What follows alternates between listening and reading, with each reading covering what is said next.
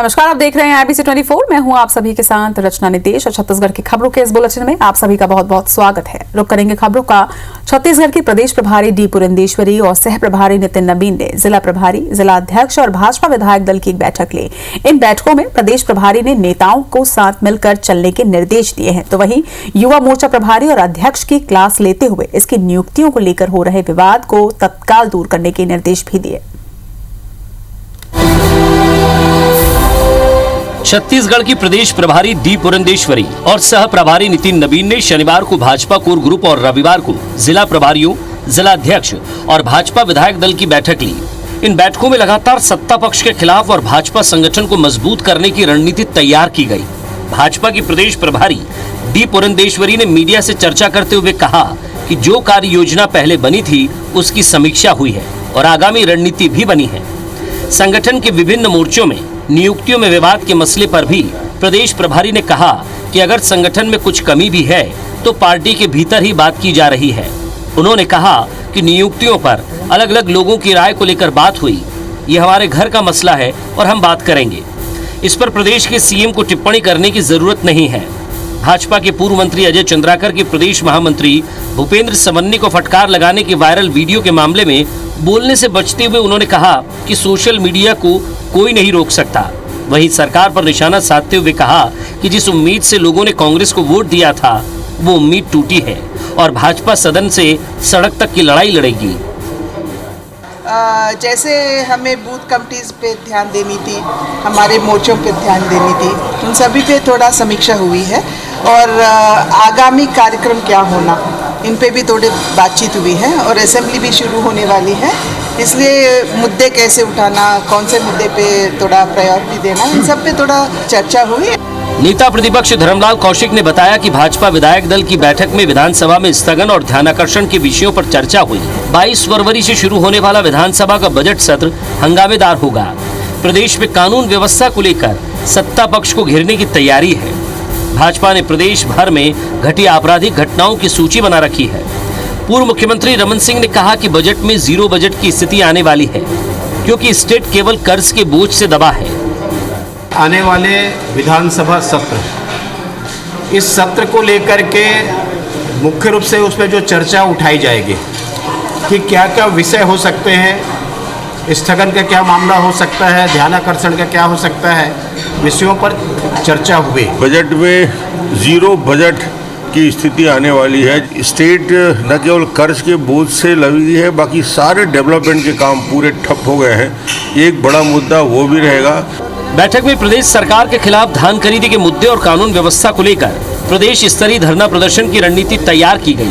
अब प्रदेश प्रभारी के निर्देश का पार्टी के अलग अलग गुट के नेताओं पर कितना असर होता है ये देखना होगा।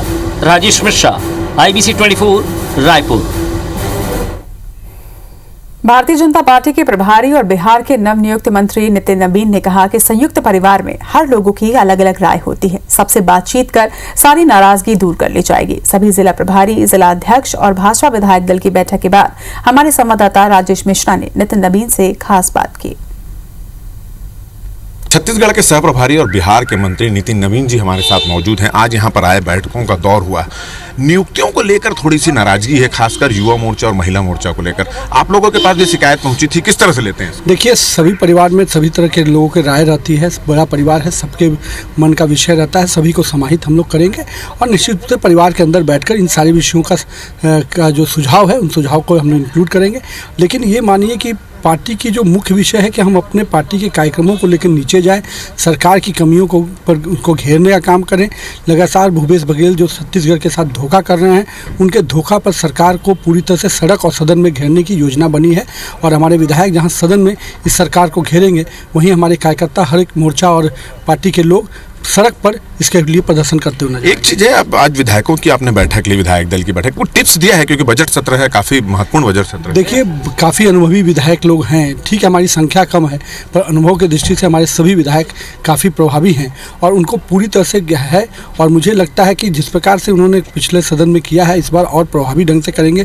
कई ज्वलंत मुद्दे आए हैं, उन मुद्दों को लेकर वो कार्यस्थगन से लेकर अन्य विषयों पर आ रहे हैं। मुझे लगता है कि ये हमारे 14 विधायक जो हैं निश्चित रूप से भूपेश सरकार सरकार को हर मुद्दे पे घेरने के लिए तैयार हैं। तो ठीक थे, ये थे नितिन नवीन जी, और इनका कहना है कि एक बड़ा परिवार होता है, एक बड़ी पार्टी होती है, उसमें विवाद होते हैं और आज बैठकर उन विवादों को सुलझाने की इन्होंने कोशिश की है। साथ ही साथ उन्होंने ये भी कहा कि बजट सत्र में भले हमारी संख्या कम है विधायकों की, मगर हम बजट सत्र में हर मुद्दों पर भूपेश सरकार को घेरने की कोशिश करेंगे। कैमरामैन अनूप साहू के साथ राजेश मिश्रा, IBC 24 रायपुर।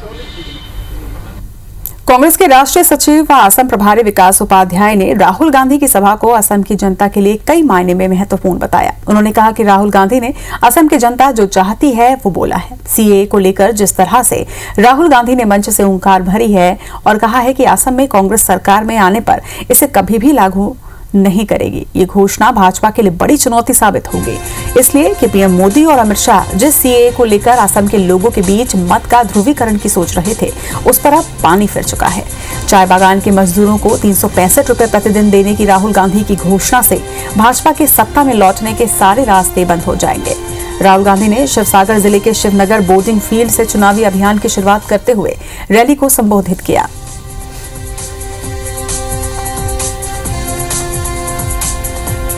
सरगुजा पहुंचे प्रदेश कांग्रेस अध्यक्ष मोहन मरकाम ने एक बार फिर विवादित बयान दिया है। मरकाम ने कांग्रेस में गुटबाजी की बात को इनकार करते हुए कांग्रेस में आंतरिक लोकतंत्र होने और भाजपा में आंतरिक लोकतंत्र न होने की बात कही।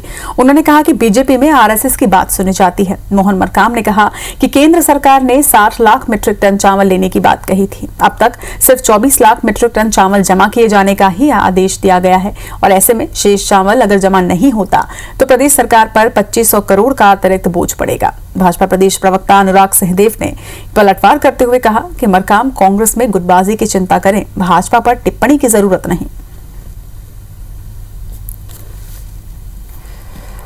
केंद्र सरकार ने सैद्धांतिक सहमति दी थी कि हम छत्तीसगढ़ राज्य से 60 लाख मीट्रिक टन चावल खरीदेंगे, मगर अभी जो आदेश आया है मात्र 24 लाख टन मीट्रिक टन चावल खरीदने का FCI के माध्यम से केंद्र सरकार ने लिया है। तो इसका मतलब छत्तीसगढ़ को 2500 करोड़ रुपए का अतिरिक्त भार छत्तीसगढ़ के खजाने में पड़ेगा।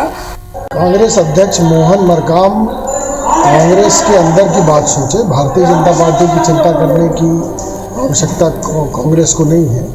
कांग्रेस पहले अपने जो निगम मंडल बोर्ड के अध्यक्ष बनाने हैं पहले वो बना ले, पहले अंदर का जो अंतरकला है उसको सुलझा ले। बलरामपुर जिले के रामानुजगंज क्षेत्र में पिछले महीने राज्यसभा सांसद रामविचार नेताम ने एक यज्ञ आयोजित किया था, जिस पर अब सियासत तेज हो गई है। अब रामानुजगंज विधायक बृहस्पति सिंह ने इस पर सवाल खड़ा करते हुए कहा था कि यज्ञ में रामविचार नेताम ने उन्हें मरवाने के लिए बकरी की बलि दी है और अब इस मामले में आज भाजपा और हिंदू संगठन के लोगों ने बैठक कर विधायक बृहस्पति सिंह पर हिंदू धर्म को ठेस पहुंचाने का आरोप लगाते हुए रामानुजगंज थाने में कार्रवाई के लिए ज्ञापन सौंपा है।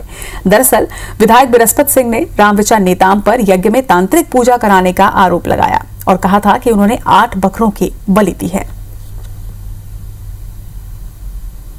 लेने के लिए बृहस्पति सिंह के द्वारा हिंदू धर्म की भावनाओं को, क्षेत्र के जितने भी धर्म प्रेमी हिंदू हैं, सनातन धर्म प्रेमी हैं, सबकी भावनाओं को कुचलने का काम किया है और उनके इस कृत्य के विरुद्ध हम जो है प्राथमिकी दर्ज कराने थाना में दिए हैं आवेदन। माननीय नेताम जी को जनता के सामने, जनता की अदालत में माफी मांगना चाहिए, क्योंकि कहीं भी हिंदू धर्म के यज्ञ में बस मिर्चे की, सरसों की, इसकी हवन नहीं होती है और न ही बकरे की बलि होती है। हमारे खिलाफ थाने में रामानुजगंज सूचना मिला है कि उन्होंने ज्ञापन सौंपा है, वह हिंदू धर्म के ठेकेदार नहीं थे।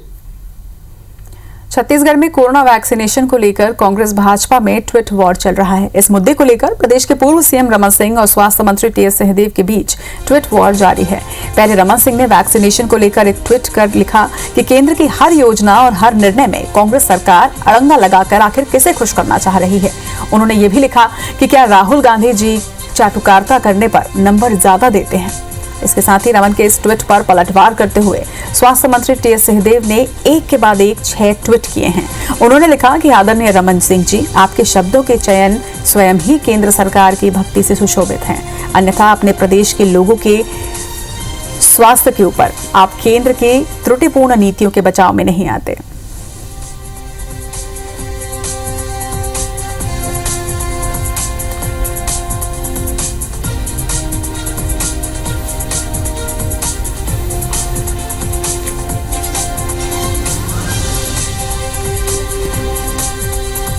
तो वैक्सीनेशन पर प्रदेश में लगातार ट्विटर पर वॉर जारी है। एक तरफ जहां पूर्व सीएम रमन सिंह ने स्वास्थ्य मंत्री पर तंज कसते हुए ट्वीट किया था, तो अब स्वास्थ्य मंत्री टीएस सिंहदेव का ट्वीट भी पलटवार करते हुए सामने आया है। उन्होंने रमन सिंह के ट्वीट का जवाब देते हुए साफ तौर पर यह लिखा है कि आपके शब्दों का चयन ही बताता है कि आप केंद्र की नीतियों को किस तरह से लेकर आ रहे हैं। आखिर आपको पूरा मामला अगर बताएं तो ये वैक्सीनेशन को लेकर है। कोविशील्ड और कोवैक्सीन, 2 वैक्सीन की खेप प्रदेश में है, जिसे लेकर अब ट्विटर पर सिंहदेव और रमन के बीच जमकर बयानबाजी हो रही है। टीएस सिंहदेव ने एक के बाद एक 6 ट्वीट करके रमन सिंह के तंज का जवाब देते हुए ट्विटर पर उन पर हमला किया है।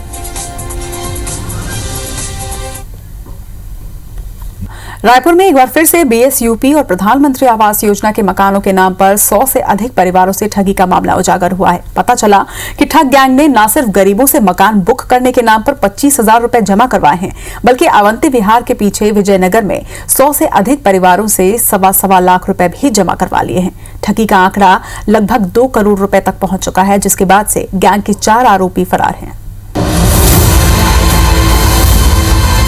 रायपुर में प्रधानमंत्री आवास योजना और बीएसयूपी मकानों के नाम पर ठगी के मामले में चौंकाने वाले खुलासे हो रहे हैं। 3 पुरुष और 1 महिला वाले इस गैंग ने निगम का नाम इस्तेमाल करके रायपुर के अवंती विहार, सड्डू, मोवा, दलदल सिवनी के सैकड़ों गरीब परिवारों से प्रधानमंत्री आवास योजना का मकान दिलाने के नाम पर सवा लाख रुपए लेकर करोड़ों की ठगी की है, जिसके बाद से जनप्रतिनिधियों और अधिकारियों के बीच हड़कंप मच गया है। ठगी के लिए गैंग ने नगर निगम जोन 4 की फर्जी रसीद और लेटर पैड भी छपवा लिए। फर्जी साइन और लेटर से लोगों को नोटिस भेजकर उनसे पैसे जमा करवा लिए। इतना ही नहीं, पैसा लेने के बाद ठगों ने परिवार को जगह जगह खाली पड़े निगम के बीएसयूपी मकानों में शिफ्ट भी करवा दिया। कुछ को तो ताला तोड़कर मकान में शिफ्ट होने तक कह दिया। उधर ठगों ने और पैसा देने या 3 दिन में मकान खाली करने का नोटिस दिया। नोटिस मिलने के बाद परिवार वालों ने मिलकर हाईकोर्ट में याचिका दायर की। इस पर निगम को नोटिस जारी हुआ, जिसके बाद अधिकारी ने दस्तावेजों की जांच कराई तो पता चला सभी फर्जी थे।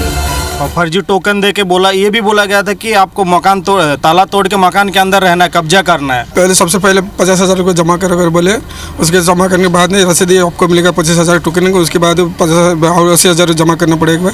80,000 जमा करने के बाद में आप लोग का मकान अलर्ट होगा करके रसीद दिया। सुनील कुमार एक था, अजय कुमार था और उनसे मिलाने वाला रवि राव था, और हमको लेके जाके प्रधानमंत्री आवास योजना का कुछ लाभ दिलाने के नाम से हमसे 1,30,000 रुपये लेके गए। मैं भी 1,30,000 रुपये दिए थी सर, और मेरे को भी मकान ऐसे ही देगा बोल के वैसे ही घुमा रहा है। कितने लोगों से ठगी हुई यहाँ पर? करीबन 100 लोग करीबन है सर। अलग अलग एरिया में है, कोई कोटा में, कोई इधर उधर करके है सर। सुनील का नाम में हम लोग को 1-1.5 लाख रुपए हम लोग को पटा दी इसका। हम लोग भैया हम लोग को घर के मिलेगा हम लोग का। फर्जी साइन है बिल्कुल। और दूसरे नोटिस में मेरे साइन की नकल की गई है। उसमें से एक नोटिस तो उस डेट की है जब मैं जोन 5 में मेरे को ज्वाइन किए हुए लगभग 2 महीने हो गए थे। उसके बाद के डेट में उन्होंने जोन 4 से भेजा है। तत्कालीन जोन आयुक्त चंदन शर्मा ने बताया कि उनका ट्रांसफर जून माह में जोन 5 में हो चुका था, लेकिन ठगी के दस्तावेज 2 माह बाद अगस्त में तैयार किए गए, जिनमें उनके फर्जी साइन भी किए गए हैं। लेकिन ठगों की इस गलती से उनकी करतूत की पोल कोर्ट के सामने भी खुल गई। निगम के नाम पर बड़ी ठगी सामने आने के बाद महापौर एजाज ढेबर ने कहा कि ठगों को हर हाल में जेल भेजा जाएगा। इसमें जिन लोग हैं उनके खिलाफ एफआईआर हुई है। जो लोग अभी तो सामने आए, मगर इसके पीछे के भी जो लोग होंगे, चाहे वो अधिकारी हो, चाहे वो कोई भी हो, चाहे नेता हो, कोई भी हो, इसमें जो भी इन्वॉल्व होगा वो किसी को बख्शा नहीं जाएगा। सबके खिलाफ एफआईआर होगी और सब जेल में जाएंगे। नगर निगम की योजनाओं के नाम पर गरीबों से ठगी का ये पहला मामला नहीं है, लेकिन चौंकाने वाली बात यह है कि पहले भी ऐसे मामलों में प्रशासन की ओर से ढिलाई बरती गई, जिससे ठगों के हौसले बुलंद होते गए। वहीं आम लोग इसमें पिस रहे हैं। संदीप शुक्ला, IBC 24, रायपुर। खबर पर ज्यादा जानकारी के साथ न्यूज रूम से हमारे साथ लाइव जुड़ रहे हैं संदीप शुक्ला। संदीप, प्रदेश की राजधानी रायपुर जो कि स्मार्ट सिटी है, यह बहुत ही स्मार्टली करोड़ों की ठगी मकान के नाम पर कर दी गई है। कितने लोगों से ठगी हुई है, क्या आंकड़े बता रहे हैं, मामले की विस्तृत जानकारी दीजिएगा। देखिए रचना जी, जब हमने इसे पहली बार खबर को बनाया था, दस्तावेज जो उस समय उपलब्ध जो हमने करवाए थे, उसमें 98 लोगों के साथ ठगी का मामला खुला था। लेकिन अब ये कई गुना इससे बढ़ गए, 200 से 300 लोगों से ठगी हुई है, ऐसा साफ समझ में आ रहा है। आज जिस एरिया में गए थे हम, विजयनगर, जो शंकर नगर अवंती विहार के पीछे है, वहां पर अकेले 100 से ज़्यादा लोगों के साथ ठगी हुई थी। उस पर यह बात एक तो समझ में आ रही है, जो ठगी का गैंग है इसे 3 पुरुष और एक महिला मिलकर चला रहे हैं, जिसमें एक पति पत्नी भी शामिल है।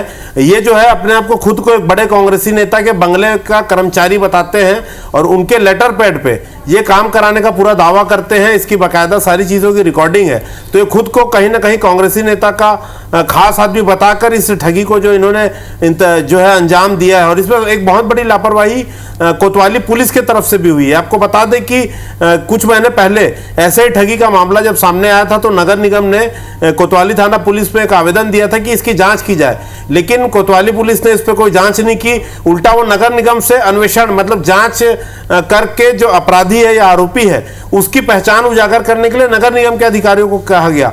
और इसका परिणाम यह हुआ कि 4 दिन पहले तक ये जो ठग गैंग है लोगों से 25,000 30,000 रुपए ऐसा पैसा ये 4 दिन पहले तक वसूलता रहा है। मतलब अगर कोतवाली पुलिस अगर समय पर जांच चालू कर देती तो कहीं ना कहीं ये भी उनके घेरे में आते, और जो गरीब परिवार हैं, जो किराए में रह रहे हैं, अपने गहने बेचकर या कैसे भी उन्होंने पैसे पटाए हैं, तो वो इस ठगी से बच जाते। तो बहुत बड़ा गैंग है। देखिए बहुत ज़्यादा दुस्साहसी है, क्योंकि ये लोगों को साफ साफ ले आके वहाँ पर उन्होंने शिफ्ट करा दिया। कई लोगों को तो बोला कि आप ताला तोड़कर शिफ्ट हो जाइए, हम बाकी मामले को संभाल लेंगे। और अब इसमें सबसे बड़ी बात देखिए कि चारों की फोटो और वीडियो आ चुके हैं, लेकिन अभी चारों जो है इस पर लापता चल रहे हैं और सीधे सीधे कहें कि ये फरार है। मगर एक बात तो आज हम जब मौके पे पहुंचे तो एक बात तो साफ हो गई है, ये छोटा मोटा मामला नहीं है। ये जो विजयनगर के अलावा मोवा, कोटा, दलदल सिवनी, राजेंद्र नगर, महावीर नगर के जो तमाम जो स्लम एरिया है, वहां से सैकड़ों परिवारों को इसमें ठगी इसमें की गई है। और ये आंकड़ा जो है ये 5-7 करोड़ रुपए तक कम से कम जाएगा। इसमें चौंकाने वाली बात है कि भाटा गांव BSUP में भी 110 मकानों को इसी तरीके से बेच दिया गया था और 110 परिवारों से ठगी हुई थी। उसके भी आरोपी आज तक उसमें कई जो लोग हैं वो गिरफ्तार नहीं किए गए हैं। एक बार फिर से भंडाफोड़ हुआ है प्रधानमंत्री आवास योजना, जिसको लेकर केंद्र और भाजपा आपस में लड़ती रहती है। 16,000 मकान अभी निर्माणाधीन है, टारगेट 22,000 मकान का है। तो इस पे कहीं ना कहीं पूरा जब 22,000 मकान बनेंगे तो कितना बड़ा इस पे रैकेट और माफिया काम करेगा ठगी करने के लिए, इसका अंदाजा अभी से दिखने लग गया है। तो कहीं ना कहीं नगर निगम, जिला प्रशासन और पुलिस को भी इस पे कहीं ना कहीं सतर्क होकर काम करना पड़ेगा, ताकि ऐसे लोगों की गिरफ्तारी हो। और जो पुलिस को सतर्क होने के साथ साथ देखना ये भी होगा, सवाल ये भी उठता है कि पुलिस इस मामले में कब तक कार्रवाई किस तरीके से करती है और कितनी जल्दी इस ठगी का शिकार जो लोग हुए हैं उन तक वापस जो उनके पैसे हैं या उनका जो मकान है वो उन तक पहुंच पाए। अपडेट आपसे लेंगे। तमाम जानकारी के लिए आपका बहुत बहुत शुक्रिया। बढ़ेंगे आगे। मैनपाट महोत्सव से कुछ ही दूरी पर अवैध शराब का कारोबार हो रहा है। IBC 24 की टीम जब मौके पर पहुंची तो अवैध कारोबार कर रहे लोग शराब की बोतलों को पेटियों में छिपाकर तुरंत वहां से भाग निकले। हैरत की बात यह है कि प्रशासन, पुलिस और आबकारी विभाग को भी इस अवैध संचालन की कोई जानकारी नहीं थी। ये अवैध शराब बिक्री मैनपाट से अंबिकापुर आने वाले मुख्य मार्ग में ही हो रही है। इस रास्ते से प्रशासन की गाड़ियां कई बार गुजरती हैं। बावजूद इसके इस अवैध संचालन के बारे में प्रशासन को कुछ भी जानकारी नहीं थी। 250 रुपये में एक। कहाँ पर दे रहे हैं? यही कहाँ पर? कमलेश्वर क्या चीज के लिए खोले हैं? यहाँ पर क्या खुला है? बार क्या खुला है? नहीं, अभी किसी को अनुमति नहीं मिला है। और यदि कोई ऐसा है तो उसको मैं यहीं हूँ, जांच करवा लेता हूँ, बंद करवा दूंगा, वो तो अवैध होगा। देखिए, छत्तीसगढ़ में कांग्रेस की सरकार शराब बंद करने के बजाय शराब को प्रोत्साहित करने का काम कर रही है। हम पहले दिन से बोल रहे हैं। और मैनपाट महोत्सव में अवैध रूप से शराब दुकानों का संचालन इसका प्रत्यक्ष उदाहरण है। ठीक रहा होगा इस प्रकार से तो वो इलीगल है। आबकारी डिपार्टमेंट की तरफ से किसी प्रकार का किसी को लाइसेंस नहीं दिया गया है इस टाइप से। तो अगर कहीं बिक रहा है तो वो गलत है और इसके ऊपर संपूर्ण कार्रवाई होगी। इसी के साथ इस बुलेटिन में फिलहाल इतना ही। मुझे दीजिए इजाजत। नमस्कार।